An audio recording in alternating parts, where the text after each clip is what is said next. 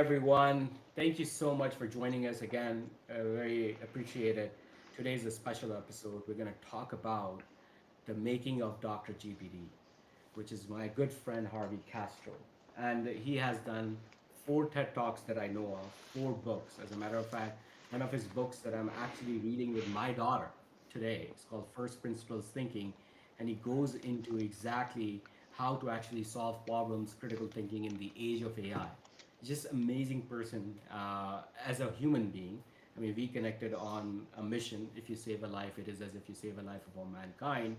I'm going to quickly go over some of this week's updates, and then we're going to move forward, talking to Harvey, his whole journey, both as a physician and now into the AI space and everything. So, of course, the big news of the week was that GPT-5 was released, and within the few days, which is very interesting, that Emory released that what is the multimodal reasoning capabilities. I'm just going to be honest with you. I am very underwhelmed with the GPT-5 overall. Again, they're comparing it with Mini, Nano, and GPT 4.0. So from 91 to 95, again, there's a little bit of increase, but at the end of the day, it is not enough for me to actually switch over, especially considering the significant cost that comes in. But again, this is a very good read. We will be publishing from Save Life AI our results as well. Another good was accelerating clay synthesis with large language models.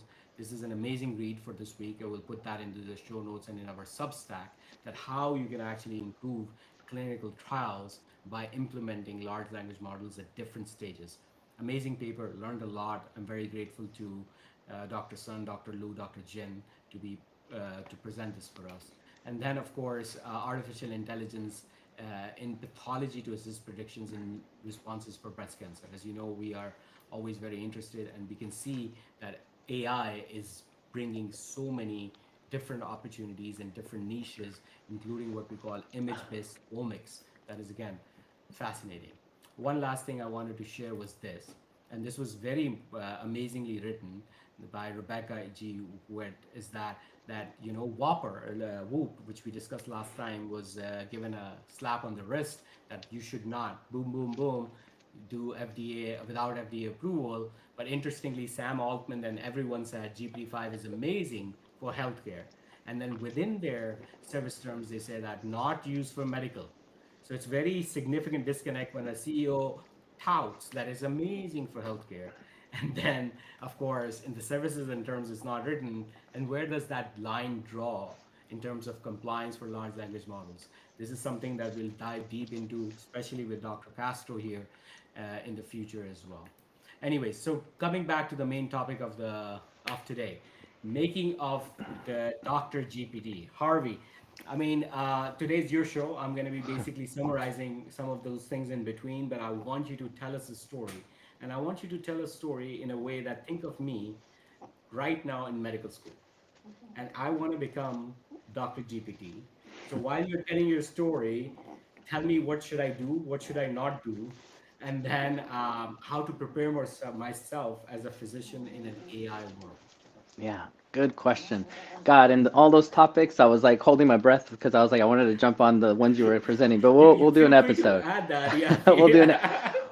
Well, you know what? I'll just say this because this was like something that article about Sam Altman that you just mentioned, that whole disconnect of FDA and what he's saying, reminds me of the early days when I created an application called IV Meds, and it was basically you tap the iPhone 3 times, it gave you the dose, and I used it in the emergency room, and it went viral. And the reason it reminds me is because I started creating all these applications, and Apple was saying, no, you cannot do this. This is not FDA approved. Not this is not allowed. And what's funny to me is that yes, this was when the first App Store came out for the iPhone. I look at those apps, and now they would pass because so much has changed. And the reason I like sharing that story is today it's being denied, but in the near future, some of the things that are trying to be pushed will not be denied because it's just kind of standard of care almost, or just it's accepted. Let's jump right into this episode. First of all, it's an honor to be here. I sincerely mean it when I say I've loved working with you. It's been an honor. It's been a great relationship. I don't just see you as a colleague. I sincerely see you as a friend. We've had some great talks, and I have a gut feeling we're going to do a lot of fun stuff together. So with that, let's talk about this question. So how did this whole Dr. GPT start? Looking back, I don't want to go way too back, but it really starts with the core who I am.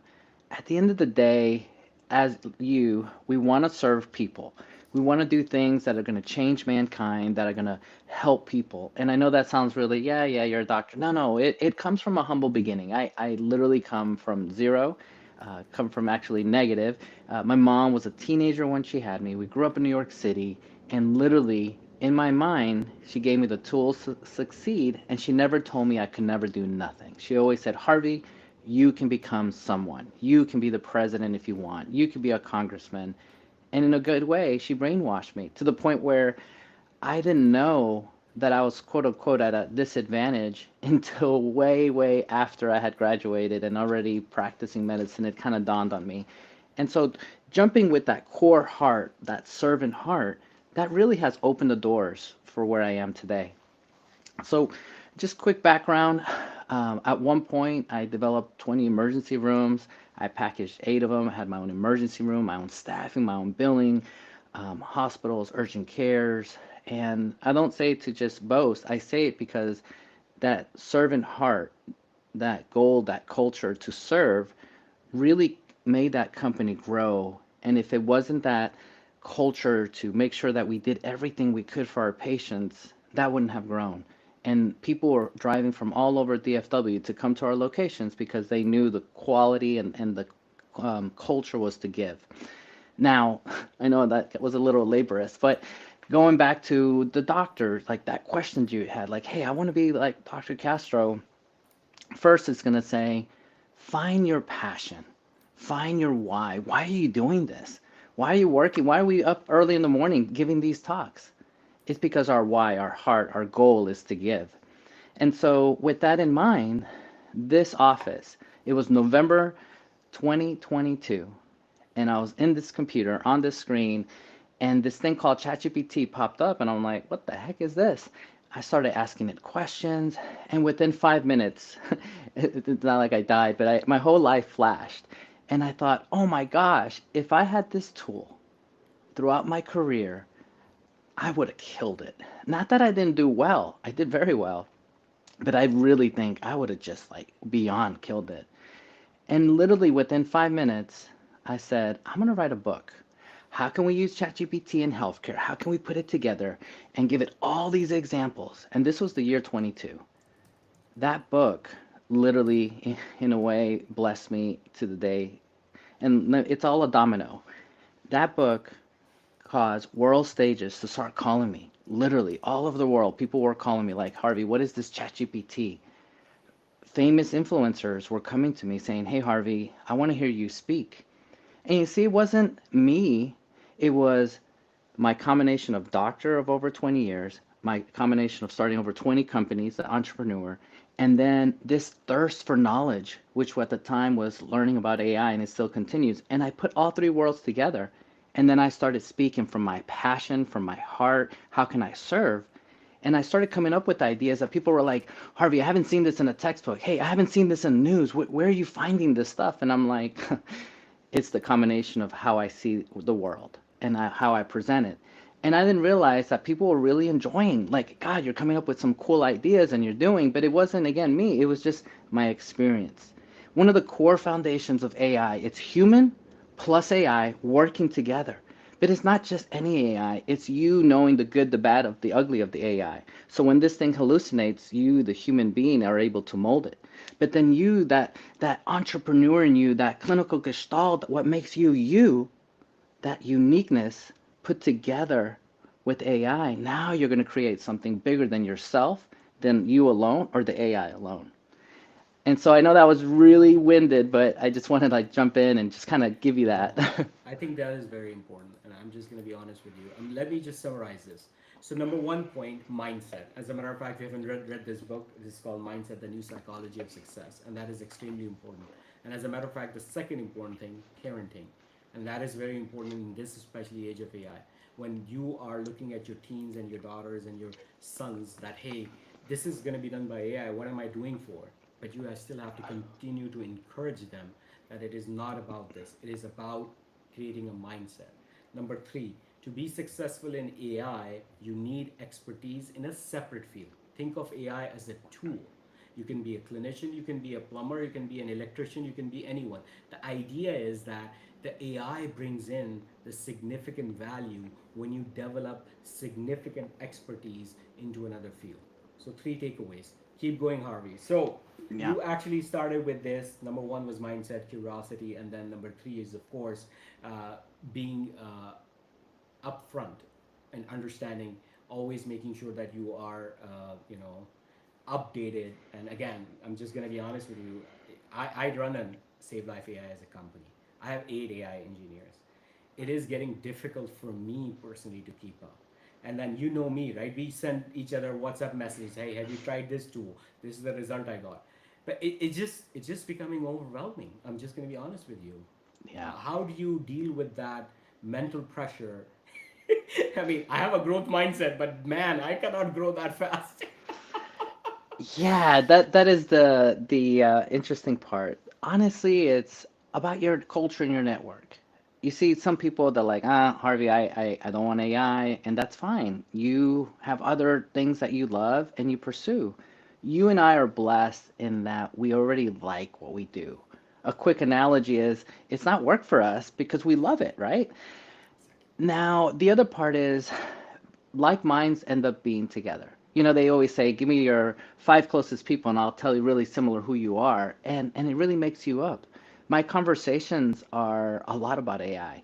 The circles I'm in are AI. The forums are in are AI. And then the nice thing, I get a little spoiled. I really appreciate everybody that follows me on social media because I get all these messages from you guys. And it really helps me because, again, it takes a village. And if I want to help the world, it's going to be a village to do this. And so what I mean by that is I get fun texts from people and, hey, have you seen this article? Hey, have you done that? And sometimes I haven't. And it's great, especially if I start getting multiple texts from the same topic. I'm like, okay, whoa, this must have not hit my radar somehow. What happened? But then I use technology. Like you, I'm using AI agents to go online, and there's certain things that is researching. I spoke to I can't tell you who it was, but I spoke to a company that's creating a product, and I gave her some ideas, and she's an AI product, and that will come. And the skinny, what it'll do now is it'll allow you to customize an AI agent, but then it'll have an interface on your phone that you will be able to open an application and it'll verbally tell you all of those things. So it's kind of cool. I biasly told her I wanted it and she's going to make it. And it's a major company that's out there. So it's kind of cool.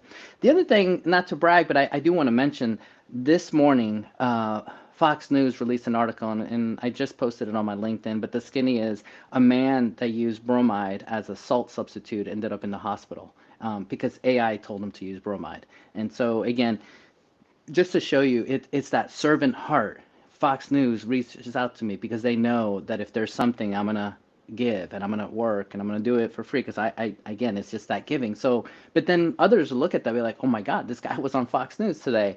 Yeah, it's cool, but again, it's not the goal. The goal is to give, and that's the second thing, or another one of the other factors I want to say. When you do things, do it because it's your passion. But I'm going to encourage you, don't look at the dollar signs. Try not to say, oh my God, this is going to make me a dollar. Look at it more like this I'm going to give. And if I get back, great. And if I don't, it's okay. Find the reward in your giving. If you can change your mindset in just that giving mode, you'll see that things then follow. And again, you don't do it to receive, you do it to give. And then if it happens, great. And if it doesn't, that's okay because the reward was already given to you by you giving. So important. It's just so hard to actually tell these people because some of these times, like even like my brothers, I mean, they're technical people. And hey, where's the actual return? And I said that, look, return will come. It takes a little bit of patience. So three things. Number one, friends of a feather flock together, and you're gonna find a lot of your friends helping you through this process of getting updated. Because Harvey says, "Don't look at this. This is crap." Junaid, go look at that. Very easy for me. Number two, network, network, network. Build in front of the people. Come in front of the people. Don't be shy. People like genuine stuff. People understand that everyone's a humor, and it's an error to make it make us as human. So if you do that, leverage your network and then build in public and talk to in public, they're going to give you feedback that is very valuable from strangers, by the way. It is amazing. And not to mention, of course, your own network and friends are going to say, yeah, this is good enough. And number three, the giving. You will not believe. I mean, that if you keep giving, you will receive. I promise you. And that is, I mean, a core principle of me and Harvey as well. We get significant amount of money between the both of us just for speaking gigs as well now. But it took us 4 years of giving, giving, giving, giving, and we continue to give for free. By the way, I mean Harvey comes in and say, "Hey Harvey, here's a bunch of students. Can we just go ahead and sort of energize them towards IA?" He just does not charge. Neither do I sometimes, and everything. But the idea is that those things lead to bigger opportunities. And again, don't think of very that Harvey suggested that not the reward is not just that. The reward is three. You get a knowledge base. People will come to you in the future. You know, right now we went to the university and then talked to students. That person is going to graduate, go to IBM and work, and then that's going to come to me and say, "Hey, now Junaid, I have $50,000. Can you come and actually come and do this?" So you have to understand the curve is much longer. So you get knowledge, you get network, you get influence, and then find the joy in giving. Thank you so Yeah. much. Now let's go Yeah. back to your story. So you had this ER physician, you are a very successful business, and then I'm just gonna be over here and say, you know what? Why sell? It is a very big cash cow, and then get into this. Of course, one is of course the mindset, curiosity, etc., which by the way has cons to it, has costs to our personal lives, which is we are willing to pay. I'm just going to be honest with you. But what I'm saying is that other than that, how would you ask another person and say, look, this is great that you're doing, but you need to upgrade because of this and why? Yeah, so good question. So for me, one of the angles that I use with the CEOs, I literally say, I give them a lecture, explain how I see the good, the bad, the ugly of AI, and then once they understand and I start giving them examples and I try to customize it for their hospital, I tell them, do you want me to go across the street and talk to your competition and tell them everything I told you? And they're like, no, no, no, I see the advantage. I see the competitive. I see the angles. No, no, no. I want to act now. And it's not a sales pitch. It's just my angle is like, now that you know what you don't know, now you're going to start leveraging. Now you're going to be doing things. Yesterday, this is such an honor. I was able to speak to the largest healthcare system in Brazil. It was the C-suite, it was the top executives for the company, and they recorded it and they're going to give it out to all 60,000 employees. But the part that I got so excited, again, it wasn't because I got paid to speak. It was because I got a text from the CEO saying, because of your lecture, we got all these ideas and we're going to start implementing some of those ideas in AI at our hospital in Brazil. I got chills. I was like, oh my gosh, I got to help the world. I literally got to change healthcare in a positive way. And now, to So your beautiful. point, I know they're going to be calling me. I know they already said, hey, the next conference, we want you to be physically here in Brazil and we want to show you some things and want you to be in the hospital. And I know that will be a consult. I know I will be there helping the hospital system. And it's the biggest one in Brazil. And Brazil's not a small country. So now I got to practice my Portuguese. Just joking. So again, this is again so beautiful. When you change your mindset from return on investment to value on investment, and you put one value line in there, if you save a life, it is as if you save a life of all mankind. Just think about it.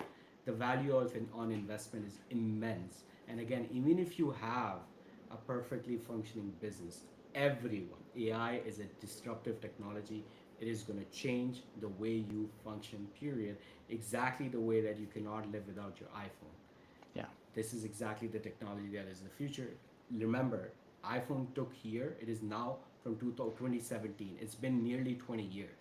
So Yeah. think about the next 20 years. So the idea is the more better you're prepared for this massive disruptive technology, as he suggested, that everyone from larger systems to smaller people are getting into it and more faster than I could ever have thought personally. I mean, Yeah. there's an exponential curve which is hard for anyone to understand, including us who deal with it. But this is insane. Yeah. So now let's talk about Harvey. So you looked at this. You used the Chat GPT. I used it when it was GPT-3. I don't know if you remember at those Oh times yeah. they were open accessing it. And now finally, after years, they brought in the open access as GPT OSS. But then you wrote that book, and then you were invited to Singapore. So tell me about that story. Yeah, so this is another, it's all a domino. And again, it comes from a good place in your heart. HIMSS had a specific AI healthcare in San Diego. They called me, they're like, Harvey, we heard you spoke in Portugal. We loved it because I was the European HIMSS person. And we want you to do the same in San Diego. So I speak, I come off stage, and then the manager says, hey, the Ministry of Health is here, and they asked specifically to speak to you after they just heard you speak. Would you have lunch with them? I was like, okay. Ministry of Health, okay. So I'm sitting there and I'm talking to the guy, and I see like all these guys and women around them taking notes, and they're all like, he's like the leader of the country for healthcare. And he's like, Harvey, that was very interesting. I've never heard any of those things, and I keep up with this. Can you do that for my country? Will you be an advisor for the country of Singapore? And I'm like, oh my gosh, what an opportunity. Who says no? I was like, I was like, sure. He's like, I will work on the contract. I will send it to you. It's a 6-year term. It's 2 years, and then it renews 3 times. And we will cover everything for you to be in Singapore, and we'll take care of you. And there'll be meetings, blah blah blah. And so it's really cool. So now let me tell you what happened the last time, what I'm allowed to share. I was in the room. Think of it, I was in front of like the FDA, medical devices people for Singapore, the heads. And they showed me a plan, and I was able to look at it, and I said, okay, as a doctor, please take out point 2, 7, and 6. These things are going to piss off your doctors. It's not going to go well. Let's modify these points like this because I put them in my doctor hat. Then I looked at their AI plan and I said, whoa, whoa, whoa. You're going to spend so much money. There's no need for this. We need to change these algorithms. We need to work on the following AIs, and you want to contribute money on XYZ. And once you create this Mhm. infrastructure workflow, you're going to save so much money, you're going to be good. And then they were going to show some regulation. I'm like, whoa, whoa, whoa. No, no, no. On the regulation piece, we need to modify it with the following criteria. They ended up doing everything I said. And it's not because of me, it's because of the clinical experience. I'm wearing a doctor hat, I'm wearing an AI hat, I'm wearing a consumer hat. I do want to be a congressman one day. So I was able to put all worlds together and speak to them. And the value that they got of me just talking through those things were huge because they would have to get different consultants, different people, and then they would all have to agree. And then being able to just talk to one person to say, here it is, this is how it is, it helps. Plus, I'm not a Singapore citizen, so I'm not biased. I'm not, no one's buying me out to do XYZ because it's not my Nor any country. companies paying you. I mean, you're so No, amazing. I mean, you have very clear boundaries from an ethical perspective. Even being a significant investor in my company, you have always maintained that very high standards, and I always appreciate you for it. I mean, and that is amazing. Yeah. So that is so number one again. Um, he think three different things. Number one, most importantly, his trajectory. Remember, learning, presenting, speaking is very important because in a book format, in an article format, in a speech format, in a podcast format, because when you start putting it out of your mind, you are actually formulating it better in your mind. Your learning becomes more solid. Then leads to opportunities. Then leads to helping more people, leads to another opportunity, and that vicious cycle goes. Number two, reiterating that what he said again, it's very, very important that you develop expertise in two fields. Think of AI as a tool, not as a direct expertise, because people are developing it. To be honest with you, there's so many open sources available. AI is basically a democratized technology at the moment. Develop level of expertise. And number three that he suggested is very important. When you are thinking of anything as a tool, when you're technology wise, when you don't use a screwdriver for putting in a nail, you use a hammer. And therefore, whenever you have a tool, you understand the whole impact, the negative pros, cons, costs, implementation strategies, policy making. So think of the whole second order, third order, because it's not just about using the tool. You have to understand the second order of things and the third order of things. And that's, by the way, where founders come in, that we actually look at, and like Harvey, that you need to make sure. And then last, and that is the most important thing, don't do too much. mm, That is so amazing, and that's why I love Harvey. He has been always, Harvey, I want to do this, do this. No, Junaid, you don't need to. Don't spend this money on this bullshit. So mm. Beautiful. I love it. Yeah. So now you are officially a Singapore government AI, advisor. What happened next in the story? So next, that was a springboard for the next thing.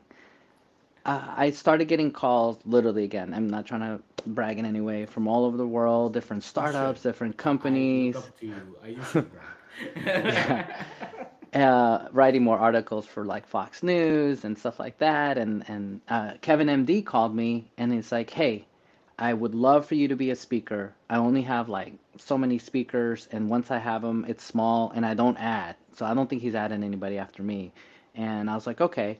And then this opportunity came. He's like, "Harvey, I want to submit your name to be the keynote speaker for the Texas Medical Association." And I'm like, "Okay." He's like, "Are you comfortable? There'll be over 1,000 people. Are you okay with that?" I'm like, if it's one or 100 or 1,000, to me, it's the same. And I go on stage. Right before I go on stage, Congressman Burgess, which is in my district, he's an OB-GYN doctor who practiced at Louisville at the same hospital I did, ended up speaking before me. So I'm like, oh my God, I got to follow a freaking congressman. Like, crap, you know? And then, so I take on stage. And then the other part that was weird, I had the whole, sorry about the noise, I had the whole Texas Medical Association board behind me. And I'm like, this is freaking weird. I have the board behind me. I have over 1,000 physicians in front of me. This is new AI healthcare. People don't like this topic. Ugh, like I gotta kill it. And so, thank God I killed it. As I'm coming down those stairs, I'll never forget the Texas Medical Association president said, "Harvey, I love what you said. We don't have an advisory committee for this, but I'm going to make one, and I want you to be the head of the Texas Medical Association advisory committee to put us on the map." And I was like, okay, who's going to say no to that one? So I said, of course. And then fast forward, Congress was in session, and I got to walk the halls with him, and I got to help leverage AI and how can we use medicine and AI together. And I gave him some ideas that eventually became laws here in Texas. And I was like, wow, what an opportunity. I got to help a lobbyist and at a high level. And I literally went to all the big congressmen and senators for Texas. And then I was kind of irked, not irked, I was kind of disappointed. I was supposed to meet the governor of Texas, and he was at another meeting and it ran too long and we couldn't. If not, I was in his office and I was supposed to meet him. So I was like, darn, but I'm sure there'll be other opportunities. But again, it was that servant heart, being able to leverage AI, the stuff I was doing for him, the reports I was generating, the angle, the fixing problems for healthcare and AI. And I was like, hey, here's how you do it. And giving it to him, he was like, Harvey, this is like gold. Like, thank you. But it wasn't me. Again, it was my clinical experience, how I see entrepreneurship, AI, putting it together and be like, here's how we fix this problem. Here's how we address it. And he was like, Harvey, this is like really freaking good. Thank you. And again, I'm as an advisor, that was fun. So that was another amazing opportunity. And then later we'll make sure we cover the one behind me. So look, here's the issue that he said. I'm going to reiterate. Combining two different expertise. Number two, he used the word idea, but Harvey doesn't give you an idea. Harvey gives you a plan, including an implementation plan, pros and cons, and everything. So it's just not like a poof idea that you generate from ChatGPT. His experience from clinical business, by the way, running for 8 to 10 ERRs is not easy. And then, of course, talking to people like me forever, because he has, hey, because we, founders talk in a different language. In 30 seconds, you have to define the problem, find the solution, and move on. And that sort of assessment and implementation, that is what he means by an idea, by the way, just to remind you. It's not just like idea that we use in terms of layman's language. And then lastly, again, what he defined is very, very important. It is a process. It takes time. If you're thinking, oh, why am I putting this time into it? I'm looking at just an ROI. Do not work about ROI. You need to talk about VOI, value overall. So again, and then the word that he used, servant heart. I'm so grateful that I learned a new word. I'm gonna start using it now. Give, give, give, and you give generously, and you will get. And if you don't, who cares, right? I mean, at the end Yeah. of that's the whole point. You should have that mindset and the heart set of being a servant. So, Yeah. yes, what's next, Harvey, in the journey? So then I'm like you. I'm competitive, but it's against myself. It's not really against others. And I had been on TV over 150 times. I had done Fox News. Again, the servant heart. I called all the local news stations during COVID and I said, "Hey, you guys need a doctor. I hate watching the news. I feel like I'm gonna die. I get depressed. Put me on TV because I want to be that light. I want to give that animation. I want to give to the community." And oh my gosh, I was on TV 5, 7 times a day. Morning news, midday, afternoon, night news, Spanish, English, all ABC, CBS, and all of them. But that gave me a huge skill set to be able to turn on the camera, know that I was live, and that I didn't know the questions, and I had to speak in sound bites. I had to speak concise. I couldn't talk like a doctor. I had to speak at a certain level. And then my Spanish is good, but my medical Spanish with COVID and different terms, I was like, I was like, whoa, I need to look up some of these words. And but anyway, the thing is, I had to speak. And May of last year, I was like, wait a second, I probably need a TED Talk. And so here's the spiritual part of me. I had a friend of mine said, Harvey, apply to these 10. I had already applied to 10, didn't get anything. And she's like, apply to these 10. I applied, and I kid you not, one of them in my heart said, Harvey, that's your TED Talk. I was so convicted that that particular one was my TED Talk that I called my business partner, loved ones, family members, and I said, I know this sounds crazy, but reserve this week in October because I really think that's when I'm going to give a TED Talk on AI and healthcare. Fast forward 2 months, I get a call. They're like, you're in the finalists. We need to interview you, and if that goes well, you'll be at this TED Talk. And it was the one that I said. I was like, thank you, God, because I knew in my heart this was mine. So convicted that I would get calls for that particular week, and I'm like, no, I'm busy that week. And so fast forward, I gave that TED Talk. And then when I got home, again, the doctor in me is really OCD. I was like, man, it was good, but it didn't kill it. I didn't do what I wanted to. And I applied for a bunch more. And as a result, I ended up getting three more. And then it was crazy because the cadence was one in February, one in March, one in April. And to give a TED Talk and practice it and give them that close together, I was like pulling my hair. I was like, whoa, this is way, way more stressful. But here's the take home point, it pushed me to learn how to speak, it pushed me to learn how to give back.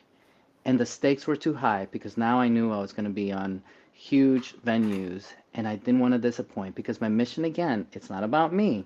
It's how can I use this message, AI in healthcare, and how can I give back? And that passion I wanted to make sure was recorded. And so if you have time, watch those. And now, as a result, someone from TED Talk reached out to me saying, we're looking at you for possibly this fall for a TED Talk, not a TEDx, a TED Talk. And I'm like, wow, I'm going to be in the circles of like Steve Wow. Jobs and Correct. Microsoft leaders and like people around the world. Like, whoa, just being this offer to me, I'm already humbled. Like, if I don't get it, I'm like, wow, like they were considering me. It's like, this is awesome. This is truly amazing. I mean, you need to summarize one by one because there's so much wisdom in this short, so number one, what he said that is very important. Uh, that he talk. So I love this book, Seven Habits of Highly Effective People, and one of the seventh habits is sharpen the saw. I mean, me and Harvey practice, by the way, individually and independently. I send him my videos of talks that I have to give. He sent me his. So just to let you know, at this stage, he's way above me. But just to let you know, ABC interviews, 150 interviews, 5 TED talks, 5 books. He still tells me, "Hey, Junaid, what do you think about it?" Very humbly, amazing. There's constant, continuous sharpening the saw. And then the second thing is that also very is important. If you can, I hate sound bites, to be honest with you. At some point in time, we have to deep dive. But when you can clarify the message in a line, that tells me that you understand the goddamn message. And that is so, so important. In this day and age, when we are bombarded with noise, noise, noise, it is hard to find the signal. And therefore, the signal is extremely important in this case. Uh, Amazing, amazing. So, Harvey, tell me what's next then. So, So 5 TED talks, very grateful you're going to be hopefully one of the speakers. I'm going to come in person, hopefully, to attend it. But yeah, let's it's just actually here in say, Dallas, my friend. It's oh my November, God, that's November, amazing. yeah, it's November 9th. So I'm really excited. We need to talk one day about Dallas, how it's freaking getting amazing. Yeah, yeah, for sure. So then the story continues, and I'm trying not to be boastful in any way. It's not my heart. Again, it's just giving you examples so to motivate you. I do want to reflect. There's a book called Success Reinvention. It's my core book of who I am, the lessons that my mother taught me, why I am who I am today is because my mother, that teenage woman that had a GED education, made me, and the principles of what she taught me is why I'm successful. Now, obviously, God as well. First, God. Now, with that said, I want to talk about the company behind me, Phantom Space. You see, about a year ago, one of my colleagues is like, Harvey, there's only 7 astronauts in the world that have walked on the moon, and one of them is here in Dallas, and I want you to hear him speak, and I'm going to get you a front pass to meet him. I was like, who's gonna say no to meet a freaking astronaut that walked on the moon? Like, I wanted to be an astronaut when I was a kid. I was like, this is cool. So I'm there. The guy sits next to me before he speaks, and I'm having dinner with him. I'm like, oh my gosh, I'm hearing stories of Neil Armstrong and about life and all this, and I'm like geeking out. I'm like, this is like so freaking cool. I'm like, this is the best night ever. Well, more comes to the story. A company called SpaceX, started by Elon Musk, had two individuals that were key to him, Jim Cantrell and and then the other guy was Tom, who did the Falcon that goes up and down. And anyway, long story short, I'm sorry, yeah.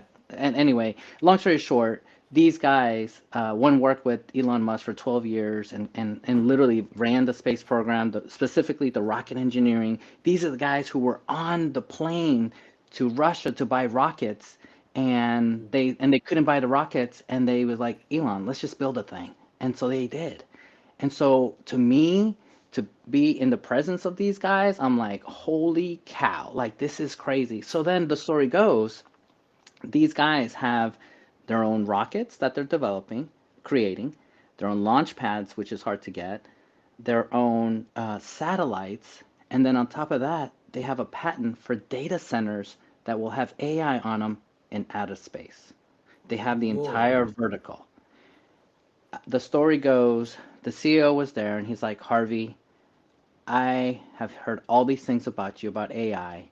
Will you be an advisor for my space company?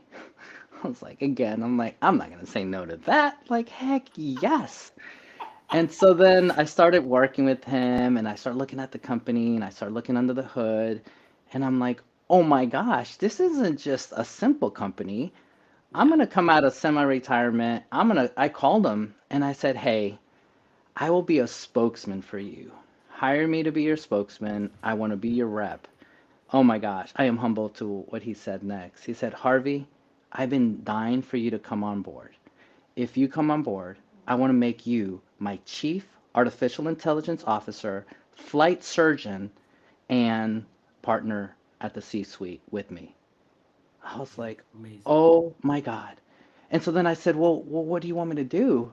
He's like, Harvey, do your AI here, teach us your AI, and then this is the part that really exciting. He said, have fun with healthcare. If you want a division in healthcare, let's build it. And so now I'm literally building a couple of concepts, and I'm already getting funding for it, and it wasn't even trying. And it's going to be AI, healthcare, leveraging edge computing from the satellites, and then creating applications for Earth for the entire world. Whoa. So, And I know I so haven't shared that with you, but that is I know that was a crazy. surprise.